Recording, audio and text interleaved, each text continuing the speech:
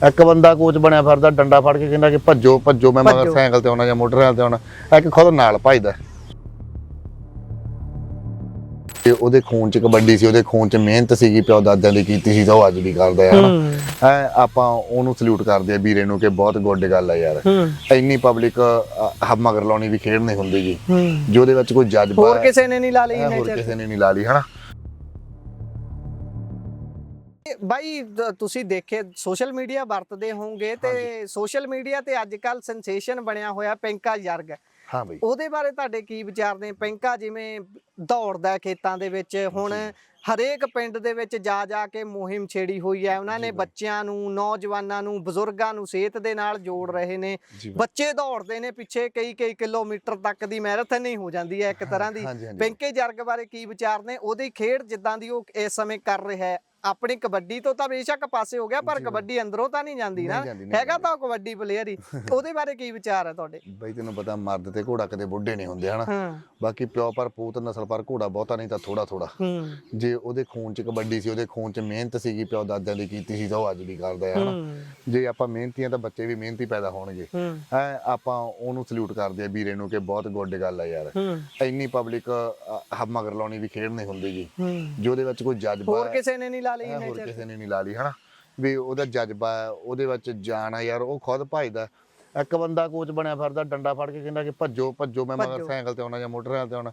ਇੱਕ ਖੁਦ ਨਾਲ ਭੱਜਦਾ ਉਹ ਬੈਸਟ ਆ ਕਿ ਜਿਹੜਾ ਭਜਾਉਂਦਾ ਉਹ ਬੈਸਟ ਆ। ਆਪਾਂ ਕਹਿੰਦਾ ਜਿਹੜਾ ਖੁਦ ਭੱਜਦਾ ਯਾਰ, ਉਹਨੂੰ ਆਪਦੇ ਟੈਂਪਰੇਚਰ ਦਾ ਪਤਾ ਵੀ ਇੱਥੇ ਮੇਰਾ ਮੀਟਰ ਚੱਲਦਾ, ਇੱਥੇ ਮੇਰੇ ਨਾਲ ਦੇਣਾ ਚੱਲਦਾ। ਵੀ ਜਾਂ ਅੱਜ ਪਹਿਲੇ ਦਿਨ ਆਇਆ, ਜਾਂ ਅੱਜ ਦੂਜੇ ਦਿਨ ਆਇਆ, ਜਾਂ ਮੈਨੂੰ ਇੰਨੇ ਦਿਨ ਹੋ ਗਏ ਕਰਦੇ ਨੂੰ, ਇਹਦਾ ਮੇਰੇ ਨਾਲ ਲੈਵਲ ਰਲਣਾ ਕਿ ਨਹੀਂ। ਡਾਂਗ ਦੇ ਡਰਨਾ ਨਹੀਂ, ਮਤਲਬ ਕਿ ਜੋਸ਼ ਨਾਲ ਦੜਾਉਣਾ ਨਾਲ ਬਰਾਬਰ ਦੌੜ ਕੇ। ਉਹ ਹੌਸਲਾ ਦੇ ਕੇ ਇੱਕ ਬੰਦੇ ਨੂੰ ਮੋਟੀਵੇਟ ਕਰਦਾ ਹੈ। ਇੱਕ ਉਹ ਵਧੀਆ ਸੋਚ ਆ ਯਾਰ ਕਿ ਵਧੀਆ ਮੁੰਡਿਆਂ ਨੂੰ ਵਧੀਆ ਜਗ੍ਹਾ ਤੇ ਜੋੜਿਆ ਗਿਆ। ਅੱਜ ਦੀ ਨਵੀਂ ਪੀੜ੍ਹੀ ਨੂੰ ਖੇਡਾਂ ਵੱਲ ਲਿਆਉਂਦਾ, ਨਹੀਂ ਤਾਂ ਤੈਨੂੰ ਪਤਾ ਪੀੜ੍ਹੀ ਟੁੱਟ ਕੇ ਇੱਕ ਨਸ਼ਿਆਂ ਨੂੰ ਬੈਠੀ ਆ। ਉਹ ਇਸ ਗੇਮਾਂ ਤੋਂ ਦੂਰ ਹੋਈ ਜਾਂਦੇ ਆ।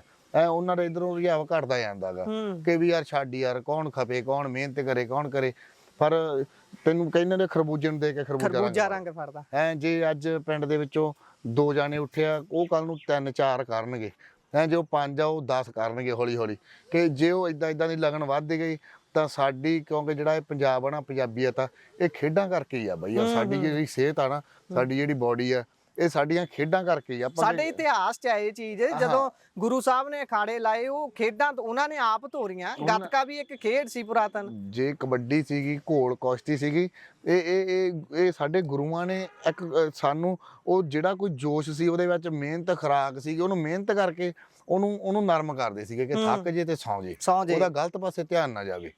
ਉਹ ਆਪਣੀ ਮਿਹਨਤ ਕਰੇ। ਜੇ ਉਹ ਖੁਰਾਕ ਖਾਂਦਾ ਤਾਂ ਉਹਦੇ ਵਿੱਚ ਪਾਵਰ ਆਉਂਦੀ ਆ, ਤੇ ਪਾਵਰ ਆਉਂਦੀ ਤਾਂ ਉਹ ਗਲਤ ਸੋਚਦੀ ਆ। ਉਹ ਕਹਿੰਦੇ ਤੁਸੀਂ ਇੱਥੇ ਖਪ ਲਓ, ਮਿੱਟੀ ਨਾਲ ਮਿੱਟੀ ਹੋ ਲਓ ਤੇ ਸੌਂ ਲਓ, ਬਸ ਜਿੰਨਾ ਵੀ ਇਹਦੇ 'ਚ ਖਪੋ ਤੇ ਸੌਵੋ ਤੇ ਖੁਰਾਕ ਖਾਵੋ ਤੇ ਤੁਸੀਂ ਇੱਕ ਦਿਨ ਦੁਨੀਆ ਦਾ। ਹੁਣ ਆਪਾਂ ਨੂੰ ਪਤਾ ਭਲਵਾਨ ਦਾ ਨਾਂ, ਪਲੇਅਰ ਦਾ ਨਾਂ ਕਿੰਨੀ ਛੇਤੀ ਅੱਗੇ ਆ ਜਾਂਦਾ, ਕਿਉਂਕਿ ਉਹਨੇ ਮਿਹਨਤ ਕੀਤੀ ਹੁੰਦੀ, ਉਹਨੇ ਖੁਰਾਕ ਖਾਧੀ ਹੁੰਦੀ, ਉਹਨੇ ਰੈਸਟ ਕੀਤੀ ਹੁੰਦੀ, ਉਹਨੇ ਮਾੜੇ ਕੰਮਾਂ ਤੋਂ ਪਰਹੇਜ਼ ਕੀਤਾ ਹੁੰਦਾ, ਤੇ ਉਹਦਾ ਉਨੀ ਛੇਤੀ ਨਾਂ ਬਣ ਜਾਂਦਾ। ਆਪਾਂ ਇਹਨੇ ਜੇ ਹੁਣ ਨਸ਼ਾ ਕੀਤਾ ਜਾਂ ਨਸ਼ਾ ਕਰਦੇ ਉੱਥੇ ਡਿੱਗੇ ਪਏ ਆ ਜਾਂ ਉੱਥੇ ਬੈਠੇ ਆ, ਉਹ ਉਨਾ ਹੀ ਨਾਂ ਬਦਨਾਮ ਹੋਈ ਜਾਂਦਾ ਯਾਰ। ਇਹ ਤਾਂ ਬੰਦਾ ਕਰੀ ਜਾਂਦਾ ਸੀ। ਉੱਥੇ ਜਾ ਕੇ ਜੇ ਗਰਾਊਂਡ 'ਚ ਬਹਿਨੇ ਆ, ਉੱਥੇ ਜਾ ਕੇ ਯਾਰ ਉਹ ਬੰਦੇ ਨੇ ਆਹ ਕੁਛ ਕਰਤਾ ਅੱਜ। ਸਹੀ ਗੱਲ ਆ, ਬੇਸ਼ੱਕ ਦੀ ਉੱਥੇ ਦੀਦਾ ਜ਼ੋਰ ਫਿਰਦਾ। ਫਿਰ ਉੱਥੇ ਅਗਲਾ ਕਹਿੰਦਾ ਯਾਰ ਠੀਕ ਹੈ, ਉਹ ਪਲੇਅਰ ਨੇ ਕੁਛ ਕਰਕੇ ਦਿਖਾ ਲਿਆ। ਉਹਨੂੰ ਦੇਖ ਕੇ ਕਿੰਨੇ ਪਲੇਅਰ ਖੇਡਣ ਲੱਗਦੇ ਆ, ਉਹਨੂੰ ਦੇਖ ਕੇ ਕਿੰਨੇ ਮਾਂ ਬਾਪ ਦੇ ਸੁਪਨੇ ਹੁੰਦੇ ਆ।